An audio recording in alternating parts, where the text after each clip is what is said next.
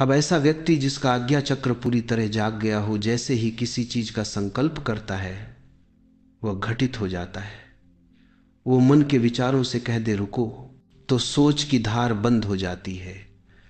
वह श्वास को आदेश दे दे कि थम जाओ, तो श्वास एक कदम आगे नहीं बढ़ेगी।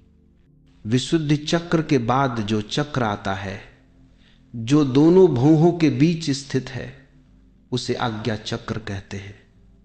यह छठा केंद्र अत्यंत प्रमुख है। इसी के माध्यम से मनुष्य अपने व्यक्तित्व को रूपांतरित कर सकता है या भीतर गहरी परिवर्तनीय शक्तियों को सक्रिय कर सकता है। लेकिन हमारे आज्ञा चक्र लगभग निर्बल है। हम अपने आप को कोई आदेश ही नहीं दे पाते। यदि कोई व्यक्ति रात में तय करे कि सुबह 4 बजे उठूंगा, तो 4 बजे का समय आते ही वही व्यक्ति खुद से कहने लगता है आज तो रहने दो, बहुत सर्दी है, कल उठेंगे। फिर सुबह उठकर पछताता है मैंने तो निश्चय किया था। फिर वह एक नई प्रतिज्ञा लेता है कि अब भूल नहीं होगी, मगर अगले दिन वही दोहराता है। 4 बजे फिर अपने को समझाता है नहीं, आज नहीं, कल से निश्चित। और अगले दिन फिर वही पश्चाताप। यह सिलसिला चलता रहता है। ऐसा क्यों होता है? कारण केवल एक है हमारे भीतर। जो संकल्प शक्ति का केंद्र है, वह आज्ञा चक्र, वह अत्यंत कमजोर है। हमारा विल पावर लगभग शून्य है। कल मैंने कहा था कि ध्यान करते समय अपनी चेतना को दोनों आंखों के बीच केंद्रित करना चाहिए। जब ध्यान इस स्थान पर टिकता है, तब आप जो भी संकल्प लेते हैं वह भीतर बहुत गहराई तक उतर जाता है। यदि ध्यान इस केंद्र में स्थित हो, तो आप अपने निश्चय को पूरी शक्ति से निभाने में सक्षम होने लगते हैं। आपने यह भी अवश्य महसूस किया होगा कि जब भी आपको कोई निर्णय लेना हो, किसी कठिन चुनाव के क्षण में, सबसे अधिक तनाव इसी स्थान, दोनों आंखों के मध्य में महसूस होता है, क्योंकि संकल्प इसी स्थान पर बनते हैं, निर्णय यही होते हैं। और जिस व्यक्ति ने इस चक्र को दक्ष बना लिया, उसके लिए अपने संकल्पों को पूरा करना सहज हो जाता है। वह जो भीतर तय करता है वह पूरा होने लगता है। उसके जीवन में वास्तविक परिवर्तन इसी बिंदु से आरंभ होते हैं। यह अत्यंत आश्चर्यजनक तथ्य है कि व्यक्तित्व को बदलने में मुख्य भूमिका परिश्रम की नहीं, संकल्प की होती है। संकल्प ही परिवर्तन का मूल सूत्र है, और दृढ़ संकल्प शरीर के किसी अन्य स्थान पर नहीं, केवल आज्ञा चक्र में ही लिया जाता है। इसलिए अधिकांश ध्यान विधियां इसी चक्र के आसपास घूमती हैं, क्योंकि ध्यान को अंतर्मन में उतरने का प्रवेश द्वार यही है। यदि आप अफ्रीका के मूल निवासियों से पूछें, या ऑस्ट्रेलिया के बुशमैन से, या अमेज़न के आदिवासियों से, तो आप चकित रह जाएंगे। जब पहली बार उन्हें पता चला कि दुनिया के अन्य मनुष्य सिर से सोचते हैं, तो वे हंस पड़े। वे बोले सिर से कैसे सोच सकते हो, हम तो पेट से सोचते हैं। आदिवासी सचमुच पेट से सोचते हैं। वही नाभि केंद्र जिसे मैंने भय का चक्र कहा, वही उनका सोचने का स्थान है। वे अभी मानसिक रूप से पशुओं से अधिक विकसित नहीं हुए हैं। हजारों वर्षों तक मानव जाति के करोड़ों लोग यही मानते रहे कि सोचने की प्रक्रिया पेट में होती है, बुद्धि में नहीं।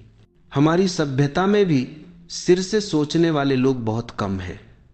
जो लोग बिना सोचे विश्वास करते चले जाते हैं, वे पेट से ही सोचते हैं, उन्हें बुद्धि की आवश्यकता नहीं पड़ती। इसीलिए जो केवल विश्वास में जीते हैं, उनके ऊपरी चक्र कभी विकसित नहीं होते, केवल निचले केंद्र ही सक्रिय रह जाते हैं। इसी वजह से मैं लगातार कहता हूं, किसी पर आंख मूंद कर श्रद्धा मत करो, किसी पर अंधविश्वास मत करो, क्योंकि जब तक व्यक्ति खुद सोचना प्रारंभ नहीं करता, उसके उच्च चक्र सक्रिय नहीं हो सकते। जब ये चक्र सक्रिय नहीं होते, तो व्यक्ति लगभग हवा में उड़ते पत्ते जैसा हो जाता है, दिशाहीन, संकल्पहीन। उसके भीतर अपनी कोई शक्ति, कोई स्थिति, कोई ठोस निर्णय क्षमता नहीं बचती। वह केवल दूसरों की आज्ञाओं का अनुकरण करता रहता है। दुनिया के नेता इंसान को जितना नुकसान पहुंचाते हैं उतना शायद कोई और नहीं, क्योंकि नेता आदेश देते हैं और कहते हैं तुम्हारा काम केवल पालन करना है। गुरु भी निर्देश देते हैं और कहते हैं तुम्हें मानना ही है। इस प्रकार आपका अपना आज्ञा चक्र कभी विकसित नहीं हो पाता।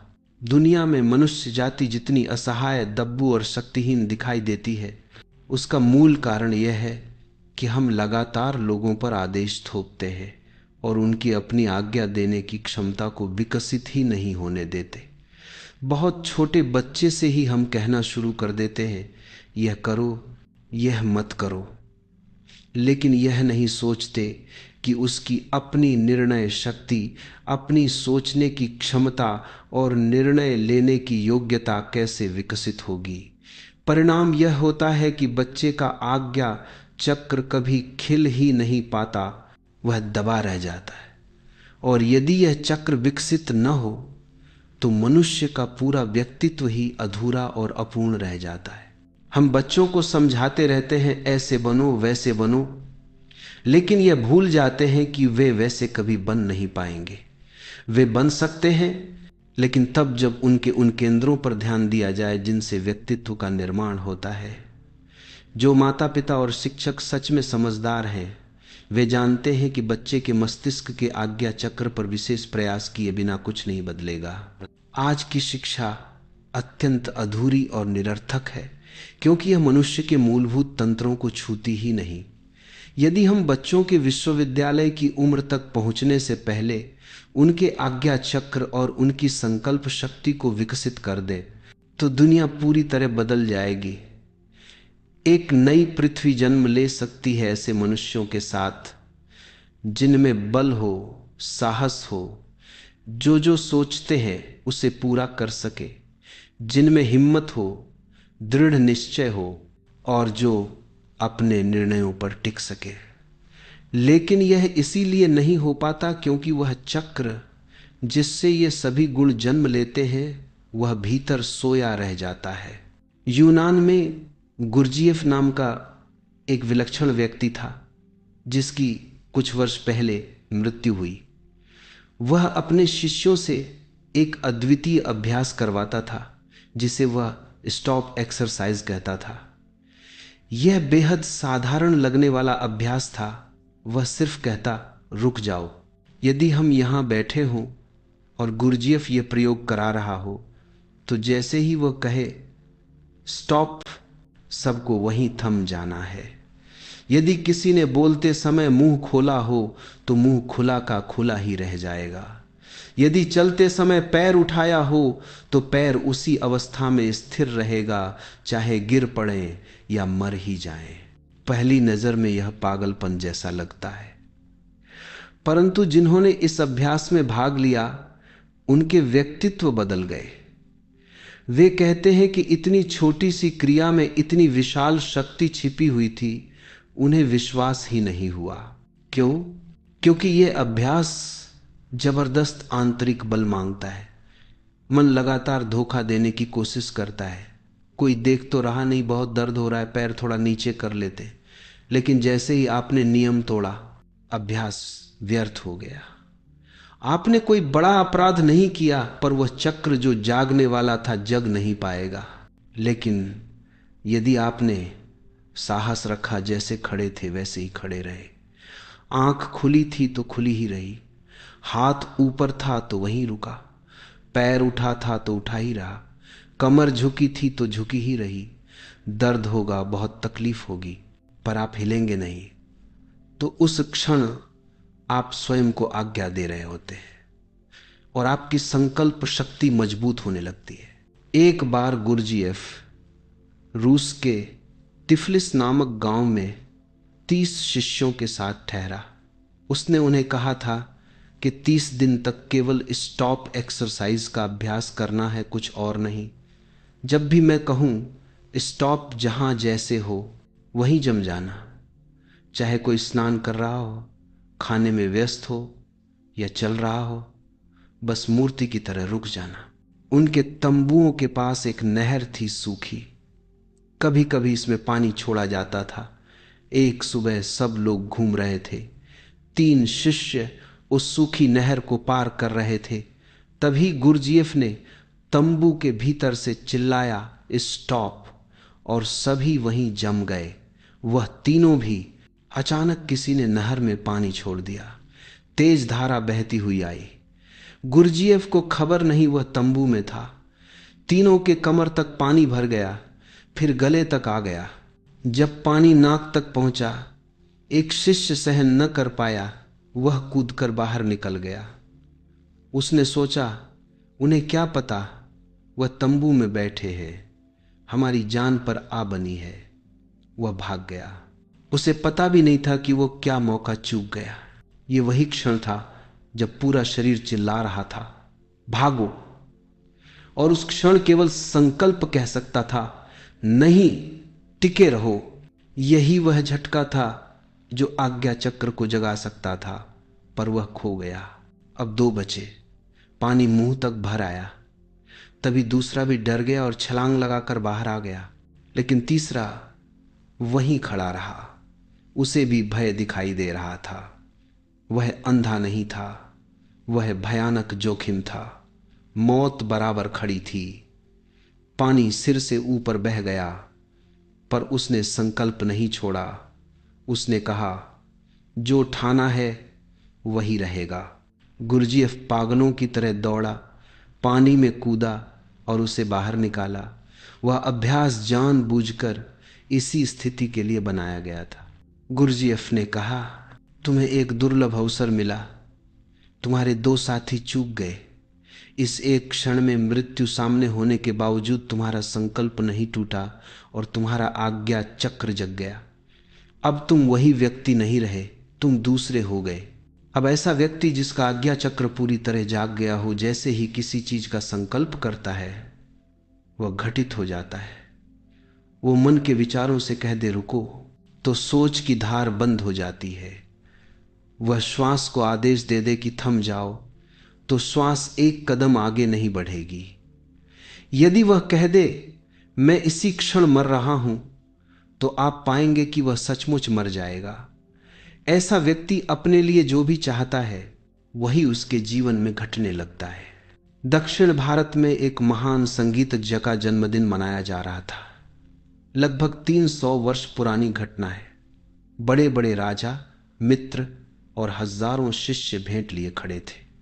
उन्हीं में एक बेहद गरीब फकीर भी शिष्य था, जो सड़कों पर तंबूरा बजाकर भीख मांगता था। उसके पास देने के लिए कुछ भी नहीं था। आधी रात बीत गई, सब लोग भेंट देकर लौट चुके। तब वह फकीर गुरु के द्वार पर पहुंचा और द्वारपालों से बोला, मुझे भीतर जाने दो, मैं भी भेंट देना चाहता हूं। द्वारपाल ने उसे ऊपर से नीचे तक देखा, फटे कपड़े, हाथ खाली। उसने कहा, तेरे पास है क्या? फकीर बोला, मैं हूं। द्वारपाल ने सोचा पागल लगता है और उसे भीतर जाने दिया। अंदर हॉल भेंटों से भरा था, करोड़ों की भेंटें। शिष्य जा रहे थे। फकीर गुरु के चरणों में सिर रखकर बोला, मैं भी भेंट देने आया हूं, क्या आप स्वीकार करेंगे? गुरु ने भी देखा, हाथ खाली। बोले, भेंट तो कुछ दिख नहीं रही। फकीर हाथ जोड़कर खड़ा हुआ और बोला, हे परमात्मा, मेरे पास देने को कुछ नहीं, मेरी आयु मेरे गुरु को मिल जाए। यह कहते ही उसकी श्वास थम गई, वह वहीं गिर पड़ा, मृत। अब सोचिए उस व्यक्ति के भीतर कैसी शक्ति रही होगी। आपने भी कई बार किसी प्रियजन से कहा होगा, मेरी उम्र तुम्हें लग जाए, पर वह नहीं घटा, क्योंकि शब्द में आज्ञा का बल नहीं होता। जब आज्ञा चक्र जाग जाता है तब ऐसी बात भूलकर भी नहीं कहनी चाहिए, क्योंकि तब आपकी बात सच हो सकती है, क्योंकि संकल्प की ऊर्जा आदेश को वास्तविकता दे देती है। इसीलिए कहा जाता है कि संत किसी के लिए बुरी बात नहीं कहते, क्योंकि उनके शब्दों में खतरा होता है, उनकी शक्ति वास्तविक असर डाल सकती है। हम कहते रहते हैं कि मन शांत नहीं होता। ध्यान करते हैं, जप करते हैं, मंत्र पढ़ते हैं, पर मन वहीं का वहीं रहता है, रहेगा ही, क्योंकि आपको यह पता ही नहीं कि मन को कहा जा सकता है रुक जाओ, और कि वह रुक भी सकता है, लेकिन रुक जाओ कहने में शक्ति चाहिए, आज्ञा चाहिए। तो जीसस का एक प्रसंग है। वे दो साथियों के साथ एक नाव में थे। तेज तूफान उठा। जीसस कोने में सो रहे थे। साथी उन्हें हिलाते हैं, नाव डूबने को है और आप सो रहे हैं। जीसस बोले, मैं थका हूं, थोड़ी देर सो लेने दो, खतरा है तो तुम संभालो। लेकिन जब नाव बिल्कुल डूबने लगी, मित्र फिर आए। अब उन्हें क्रोध भी था। हम मर रहे हैं और यह व्यक्ति सो रहा है। जीसस उठे। उन्होंने कहा, झील से कहो शांत हो जा। मित्र बोले, पागलपन है, झील किसी की सुनती है। जीसस बोले, यदि तुम्हारे भीतर की झील तुम्हारी सुनती हो तो बाहर की झील भी मान सकती है। कहानी कहती है, जीसस झील के पास गए और बोले, ठहर जा, शांत हो जा, और झील शांत हो गई। बाहर शांत हुई या नहीं, ये बहस का विषय नहीं, पर भीतर की झील वह अवश्य शांत होती है यदि आज्ञा में बल हो। अंदर एक तूफान है और हम उस पर नियंत्रण करने में असमर्थ हैं। हम इधर उधर भागते हैं, रोते, प्रार्थना करते, मंत्रों का सहारा लेते, पर कुछ नहीं होता, क्योंकि परिवर्तन केवल एक ही चक्र से प्रवेश करता है, संकल्प के केंद्र से। वही जागा नहीं है तो बाकी सब व्यर्थ है। चक्रों के मामले में तो और भी अद्भुत बात होती है। आप जिस चक्र पर ध्यान देंगे वही सक्रिय होना शुरू हो जाता है। ध्यान ही चक्रों का ईंधन है, उसी से ऊर्जा मिलती है। जैसे गाड़ी में पेट्रोल डालें तो गाड़ी चल पड़ती है, वैसे ही चक्र ध्यान से ऊर्जा प्राप्त करते हैं। उन्हें सक्रिय करने के लिए ध्यान की ऊर्जा चाहिए। चेतना के क्षेत्र में ध्यान ही एकमात्र खाद, एकमात्र शक्ति है। इसलिए मैं कौन हूं कि तीव्र स्मृति करते हुए ध्यान का केंद्र आज्ञा चक्र पर रखना आवश्यक है। और आप स्वयं अनुभव करेंगे 15 मिनट के प्रयोग के बाद। सिर पर हाथ रखें तो पाएंगे कि एक छोटा सा हिस्सा गर्म हो गया है, जबकि बाकी सिर सामान्य है। जब भीतर कुछ चलता है उसकी गर्मी बाहर तक महसूस होती है।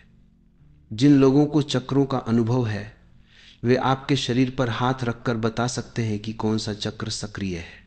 रामकृष्ण परमहंस को तो यह आदत सी थी।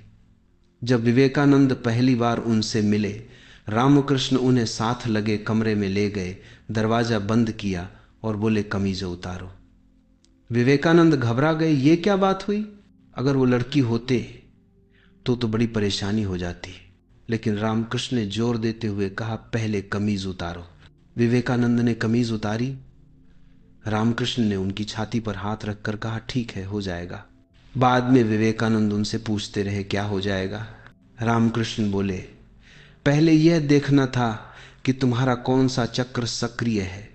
अगर मैं किसी और चक्र पर मेहनत करता तो सब उल्टा पड़ जाता।